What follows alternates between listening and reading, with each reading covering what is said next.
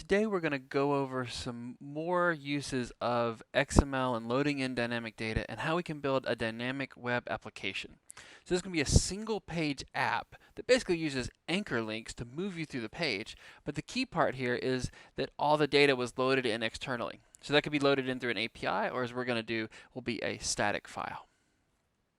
So let me show you where we're going and what we're going to be doing. This is a project that I worked with several years ago with the Daily Tar Heel and some students there, and I think it's a really good example of teaching how we can do this. And so I decided to use the same data and the same images for this assignment. We have a basic kind of simple application where you can see the different faces of who was involved.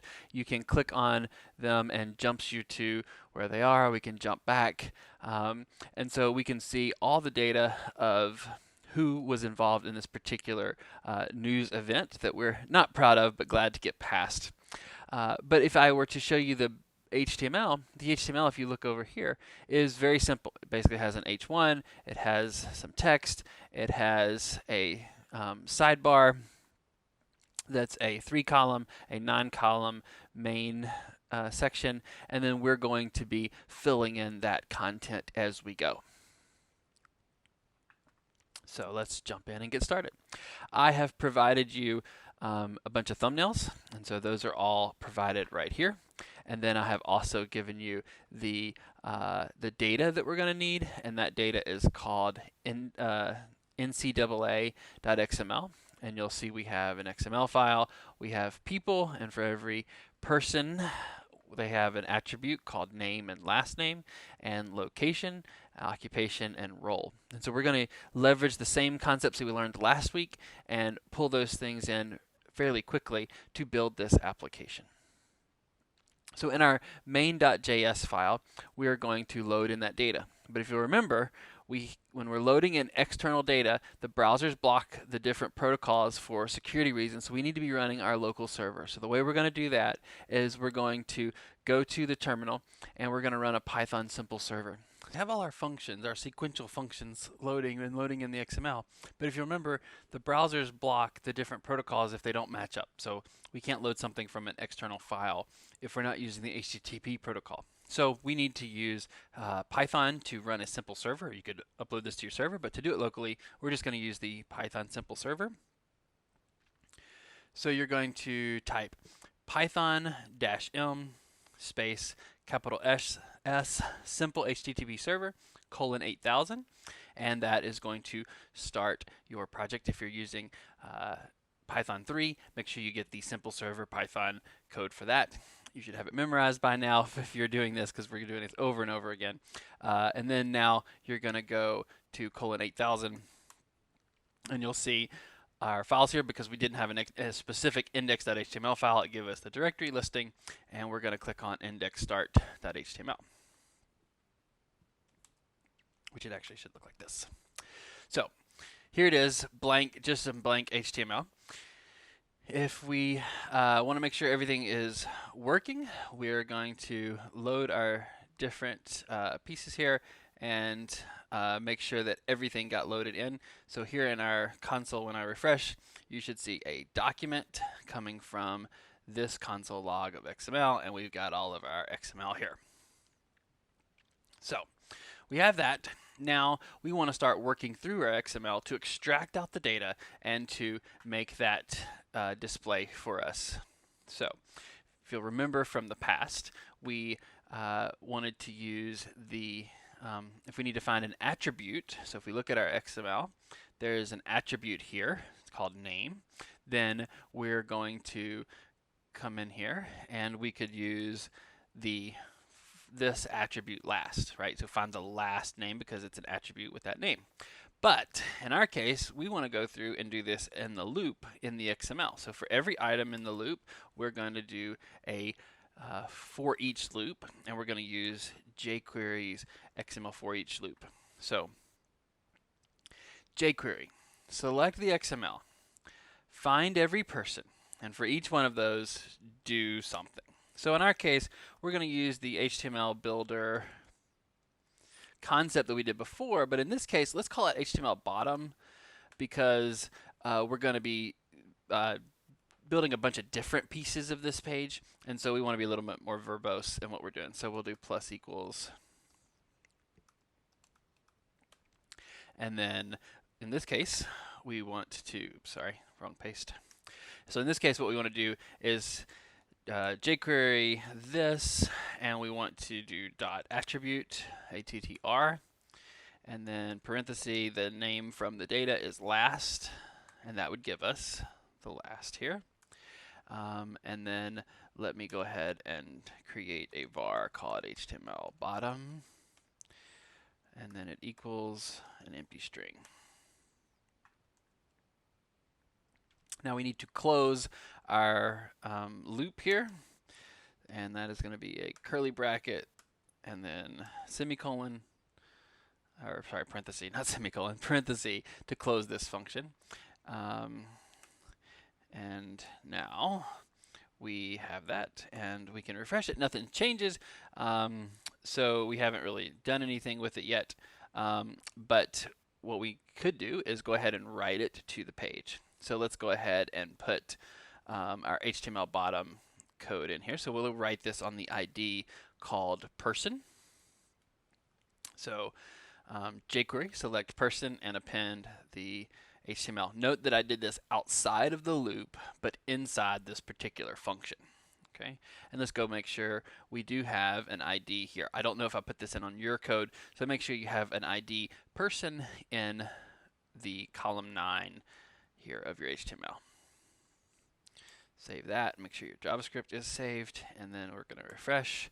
And now you'll see all the names, the last names get pulled out and extracted. Now they're not formatted properly, but we at least have them. Okay, so that's how we would extract that. Now you could save that as its own variable, as a last name, but we can always do it just this way. And so let's go ahead and write some formatting to go with this. So what I would prefer to do is, instead of using this as HTML bottom, why don't we go ahead and build that out as a variable? So we can call this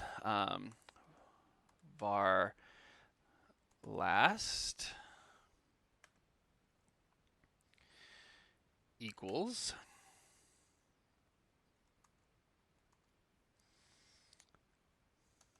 and then let's go ahead and do that for all of these. So var name equals, and that was another attribute called name. And how did I know that?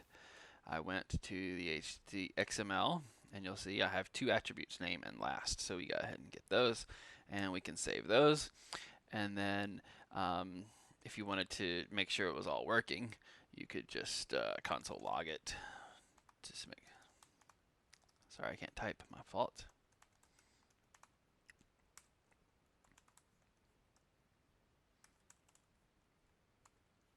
Okay, and so I'm logging all of these names, so that variable is working well.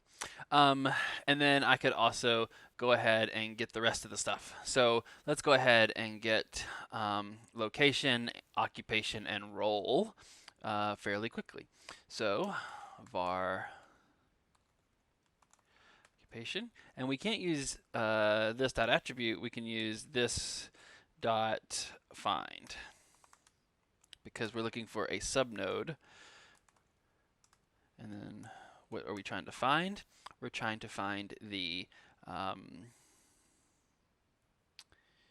location, or sorry, occupation is what I did first.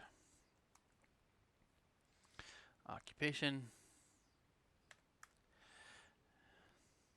Now remember, if you get occupation, you're going to get the whole node, but we don't want the whole node. We just want the text of the node. So we'll do text here. Okay. And let's go ahead and just copy this, because we're going to duplicate and do something very similar for location.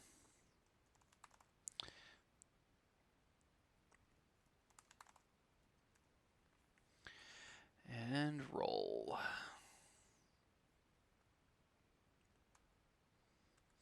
Now these are local variables only being used for inside this function, but that's all we're going to need, is we'll do everything inside the function.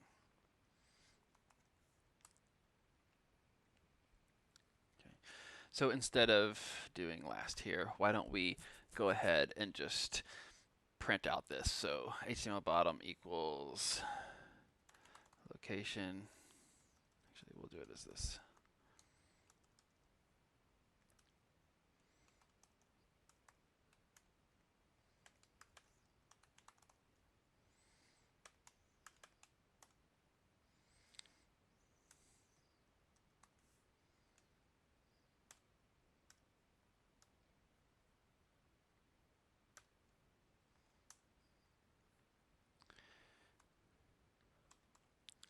And then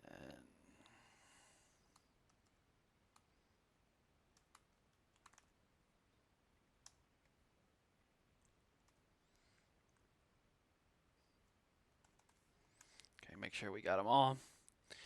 And then now we'll spit them out. And it's not all formatted correctly, but you get the idea. We now have all the data coming from the XML into the HTML. Okay. So now it really comes into how do we want to format it and what's the best way to present this. So let's go ahead and organize this loop a little bit better. We've collected the information here. Now we're going to build the bottom piece. And so we collected the information, but we left out one thing. One of the things we want is the photos. And so photo is something that's here. And so it's just was there. It's called photo. So I'm going to go and do the exact same thing again.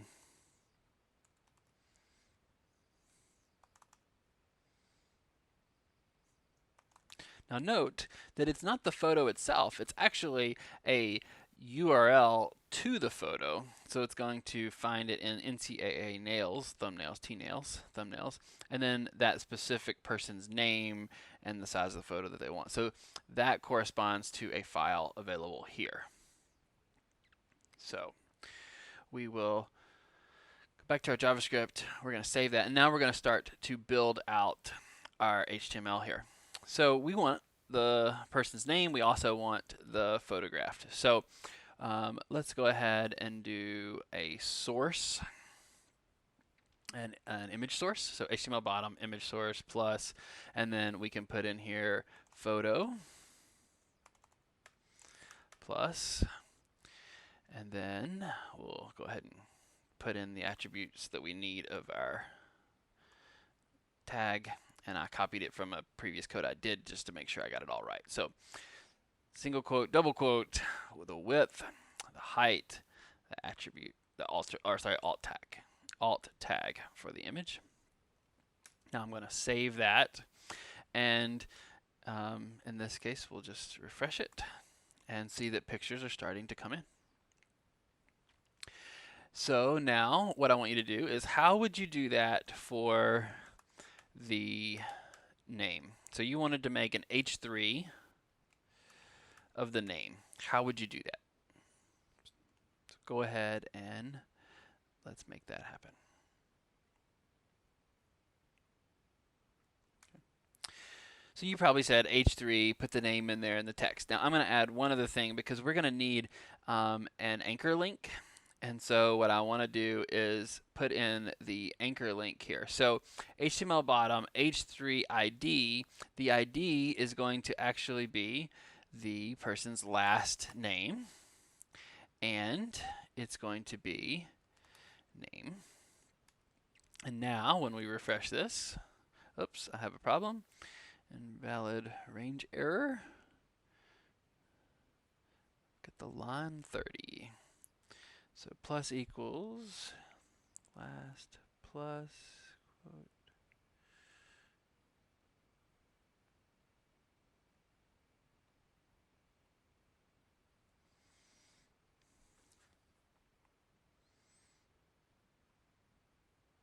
Oh, sorry, bad pasting.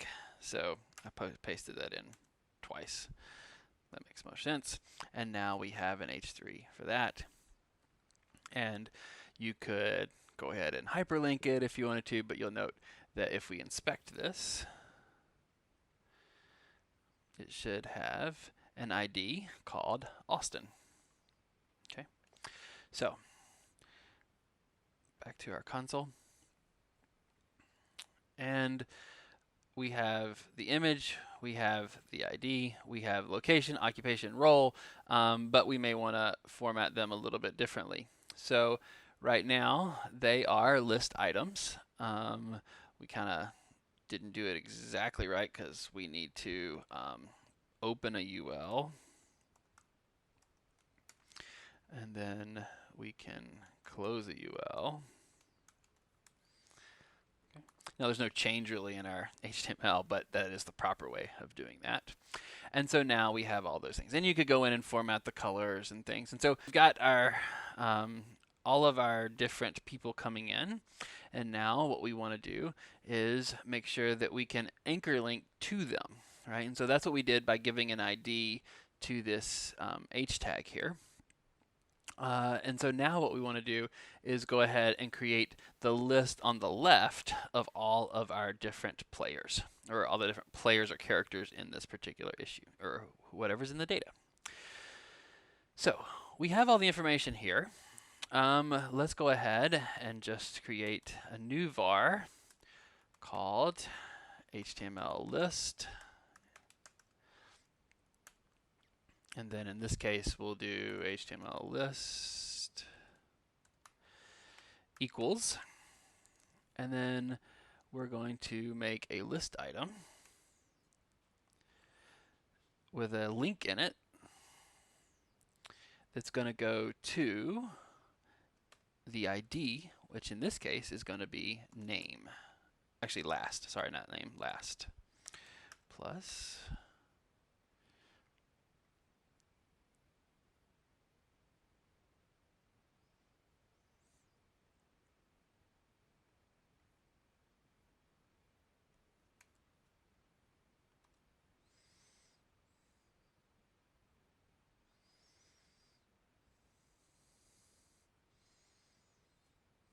sorry, I'm jumping ahead. Let me back that out. Let's just do the href first. So close the href, and then we're going to close the li.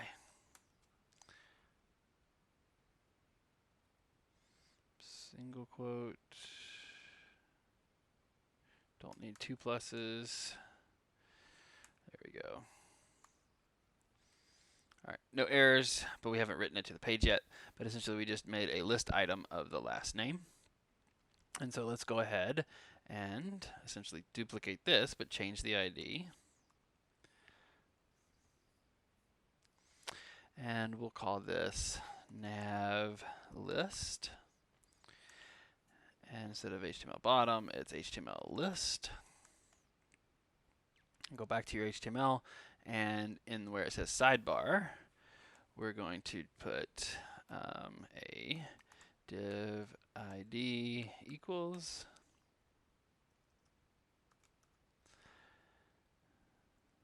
nav list.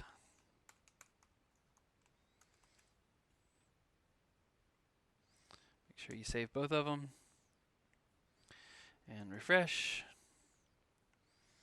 And it looks like we got at least one item in here, but it didn't show the whole thing. So let's see what's going on here. So we can inspect this and see how much data did we actually get. So we'll open up our list item. And we got one item, which was only the last one. So why did we only get the last one? This was a mistake in my code. I didn't do it intentionally, but it's one that you might make too. So I'll go ahead and show you. Whenever you look at that, you could probably, when you're trying to debug, you go all the way here to the bottom, and what you're going to realize is Williams is the last one. So you only got the last one, which meant it repeated itself every time. And so what we didn't do was a plus equals. Now, also you'll notice that we need to add some more HTML in our list items because this is not a full link. So let's go ahead and add plus name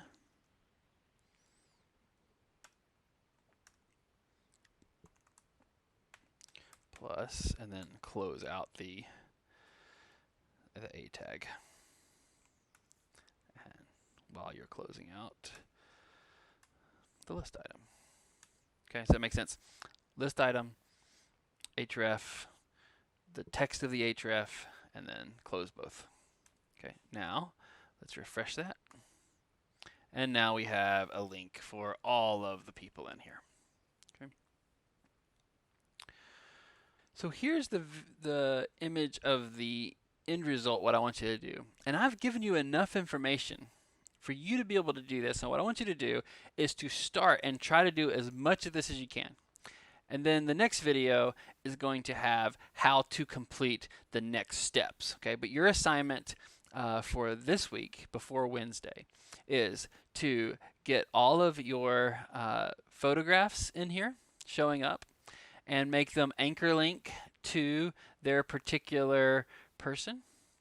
Then I also want you to have a photograph over here on the left side of the character list. So we have photographs in two places. It's the same data each time. And those also need to anchor link. And then add the return to top menu. So go to the loop and make sure you have an anchor to kick us back up to make this a better experience. So go ahead and do all of these things and come prepared to work on it in the next class.